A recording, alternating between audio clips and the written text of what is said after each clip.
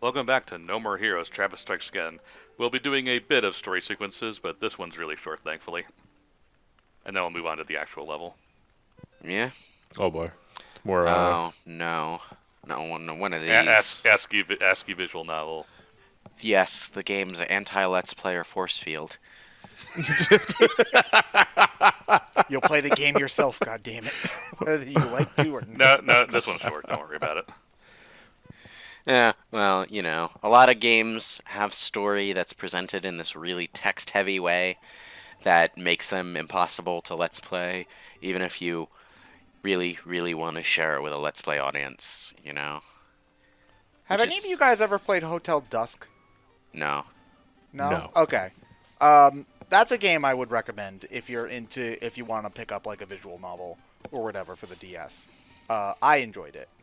It's just when I see that, for some reason, looking at the vertical portraits reminded me of it because the game was one of those weird games where you had to play the DS sideways, Oh. like Brain Age. So it would feel more like a noir detective novel is what they were going for. But it is a really fun time. That sounds like it would be a really, really cool thing if the DS had bigger screens. But it doesn't. The 3DS XL, I didn't have any problem. reading 3DS on that. XL seems like it would be a more comfortable way to play it than a DS. Yeah, it's also just bigger screens. I remember this was one Ninja Gaiden game for the DS that required you to hold it What? sideways. What? and What? it Dracula? Are we doing a Castlevania stage? Yes, we're writing you pointed to go take on Dracula. Wait, it's literally What? named Epona? Yes, my yes. So it's no. That means it's Castlevania 64. Help! Not even Legacy of Darkness, the good one, but OG Castlevania 64. Yeah. Everyone talks about Castlevania 64. Nobody talks about Legacy of Darkness, which is Castlevania 64 but better. Like Oh my god, it's Alucard. Like literally. Oh man. Does the Curse of Darkness have Legacy of Darkness. Curse of Darkness Legacy. is a PS2 game. oh man. How could anybody get those subtitles confused? Legacy of Darkness is basically okay. When Castlevania 64 was being designed, they wanted to make this big, ambitious four-character game with intertwining stories and all, leading up to like a final conclusion, sort of like Castlevania Sonic Adventure or something. But well, they couldn't finish it in time, so they cut it down to two characters. And then Legacy of Darkness was an expanded version of the same game, basically a director's cut that they released later the same year with two additional characters. The oddball thing about it, though, is that you need to play as the new characters to unlock the original two from Castlevania 64. But once you've done that, you can just play through the whole campaign as Reinhardt and oh god, why am I forgetting the name of the character I actually play as? The girl who's a Belnades, her. Carrie Fernandez, that's the one. You can play as those two characters through the Legacy of Darkness campaign, and it's literally Castlevania 64 with better level design and better controls. No voice Does the acting. game now. have music that time? It has music. It's always had music. EVGN didn't really give it a fair shake on the music. Okay. I mean, it has plenty of places where it's really atmospheric, but it also has music. It's not that bad in that sense. Okay. AVGN also stopped his review on the bomb wall, which is not nearly as bad as he made it look. But Castlevania 64 has plenty of problems, just not the specific problems that he made a big deal of. Okay. I mean, for as awkward as it is, it's a 3D adventure game with full analog control, which is, looking at it, you think, like, just from the look of it in videos, you think it maybe controls like Tomb Raider, but it's not that awkward, fortunately.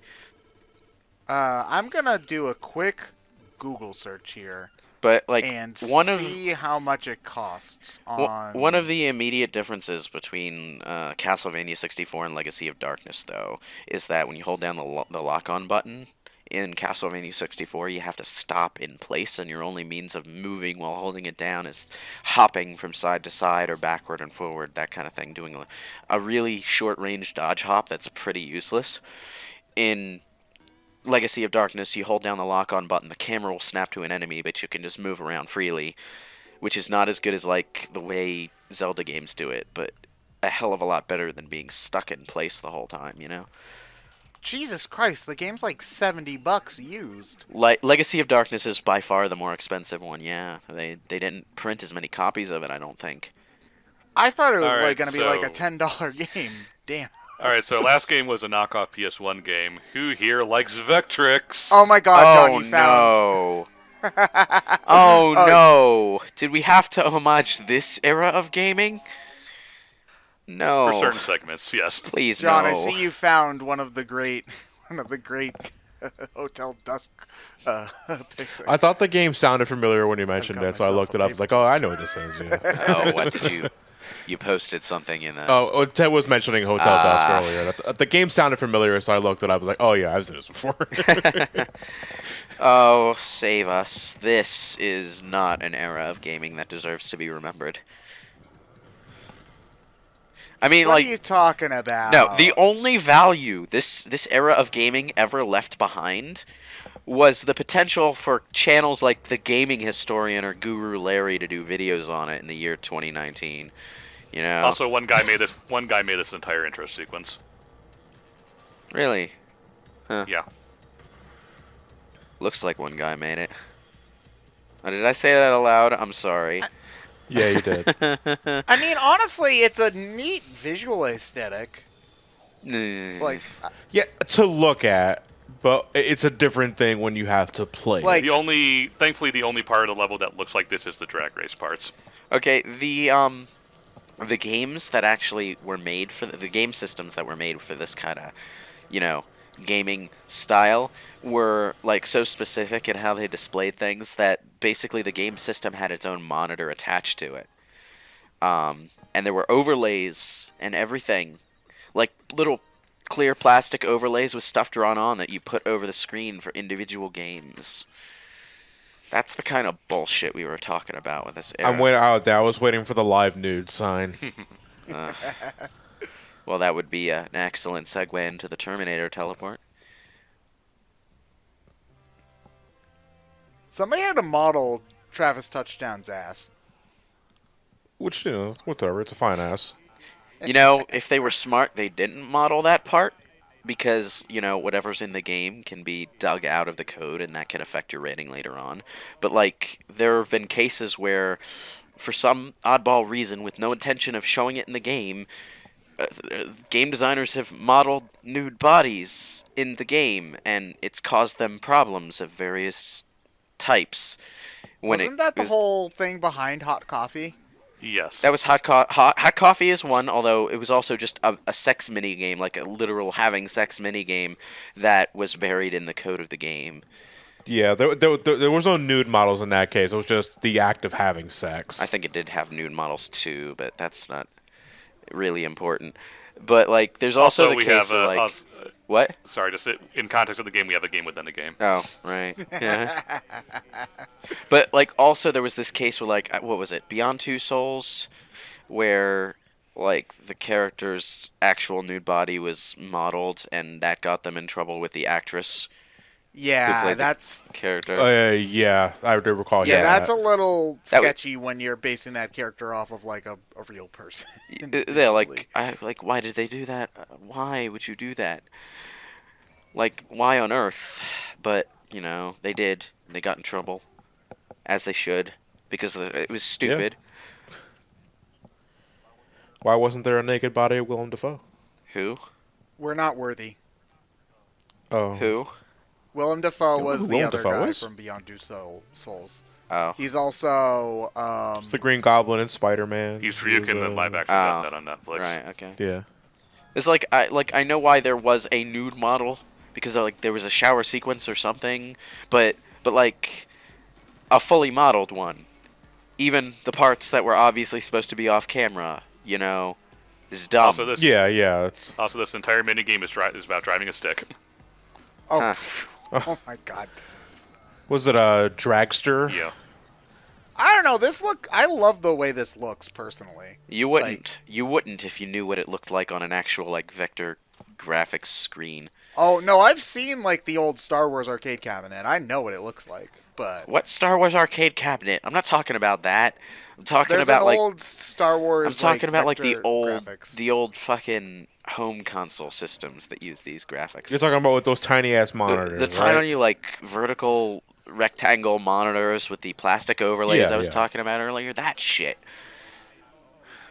There is a but like one of the first Star Wars video games was a arcade cabinet with vector graphics. I Like think it was this. the first Star Wars game, actually. Yeah, it was one of the first. Maybe one of the Atari ones came out first. Well, you know that could wind up being pretty clever because they could make it look like the targeting computer on the X-wing or something. But That's what they did. yeah, It was the game with just the Death Star trench run. yeah. So you know that's clever because you can make it look like something in the movie. By the way, you can't actually win this. Oh, okay. Honestly, I think the only game I ever played with any sort of vector outlines off the top of my head was Tempest 2000. Mm, And that was a good game. I enjoyed my time with that one. eh. that game looks fun, but it also looks like the kind of game you're done with in a half an hour. Yeah, it's relatively one It's and a done. novelty old game. It's that kind of old game that you, Also, one of the only games I got to experience first on Jaguar. it's like one of those old games you play specifically because it's old. You know, you wanna It's you wanna bask in the retro feeling for a couple minutes, and then you realize why we moved on from that. you wanted to know what the one good game on the Atari Jaguar was like, and so you played it and was like, okay, that's neat, and then you never touch it ever again. I'm trying to think, was there ever a preferred version of a game on the Jaguar? Dude, I'd that would imagine require playing it with the Jaguar controller, and have you seen that thing? Doom, actually.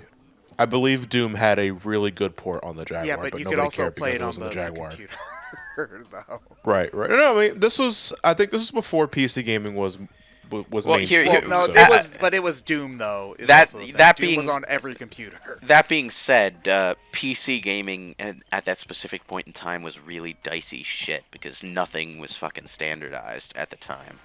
So, Yes. you know, depending on what machine you had, you might not have been able to run it. You were lucky to run Who Wants to Be a Millionaire.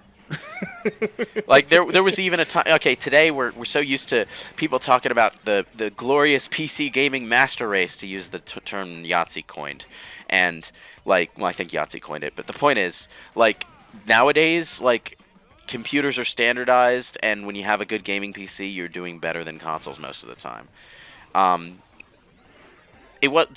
It was not like that back in the day. Computers were really bad at things consoles were good at. And, you know, if you wanted good graphics, up until at least the PS3 era, up until that era, you were going to do better with graphics on a computer, on a console rather. To be fair, though, like, this is also Doom, and not the. It's like Doom isn't really the hardest game in the world to run even back then, because it was outdone graphically within just a couple of months.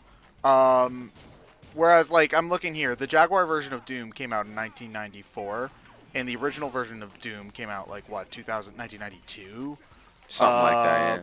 Yeah, so I think by that point, if your computer was relatively... Okay, 93, so within a year. When I So say... maybe if you had, like, a computer Now, a generation or two back, it's it might not have been it's able not to run Doom. it's not a matter of a generation or two back. I'm not sure if Doom specifically ever had problems with this, but when I say stuff wasn't standardized, what I mean is, like, everyone had a computer with a different 3D graphics card, and all of them worked differently, so none of them could run the same things as the others.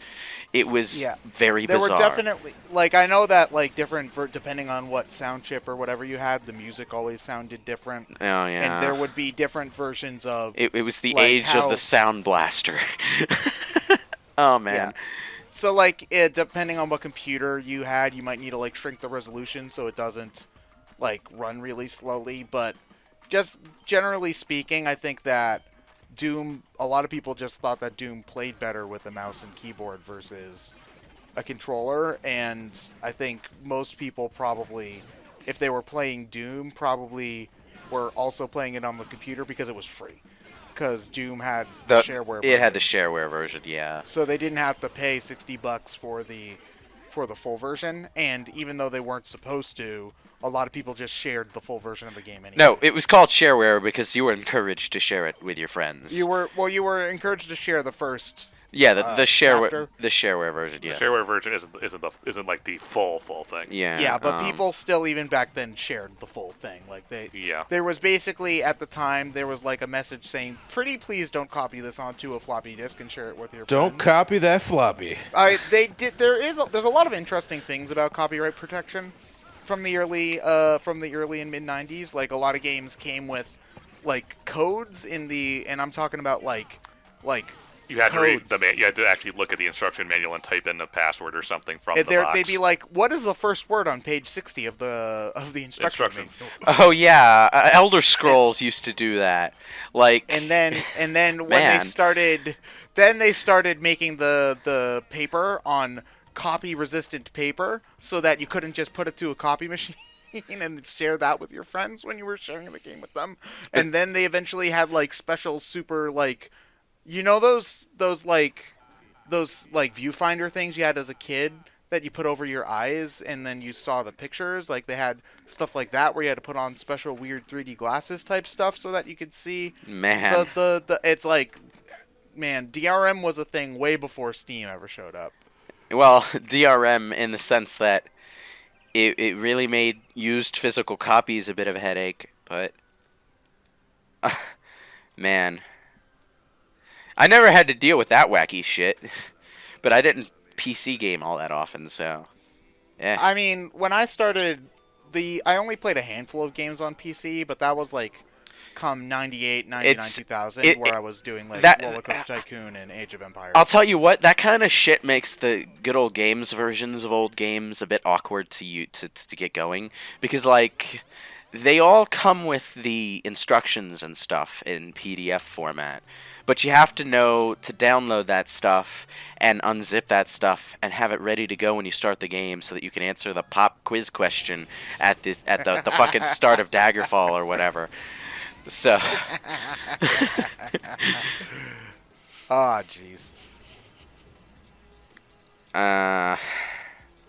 So Ryan, you said it's impossible to win the drag race on the first try?